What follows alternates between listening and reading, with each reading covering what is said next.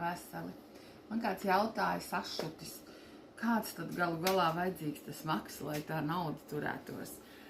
Vislabākā versija ir zaļš maks ar sarkanu iekšu.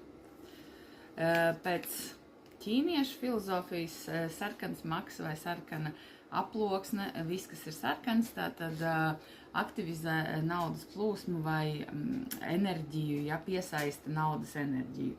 Taču sarkana krāsa vēl ir arī uguns krāsa un ātras vai agresijas krāsa, kas ātri pievelk un tikpat ātri viņa aiziet arī projām. Taču zaļa krāsa un it sevišķi tāda piesātināta zemes zaļā dod stabilitāti un spēju ietaupīt, sakrāt un būt pastāvīgiem ienākumiem. Tad zaļā mājiņā aktivizēt enerģiju, lai tā ienāk. Var arī darīt otrādāk. Var sarkanu maku ar zaļu iekšu. Tad tas būs otrādāk, ļoti aktīvi tiks aicināta vai aktivizēta šī naudas enerģija, un tajā mirklī, kad naudiņa ir ienākusi makā, zaļā krāsa palīdzēs to uzglabāt un tik ātri neiztērēt. Pamēģiniet!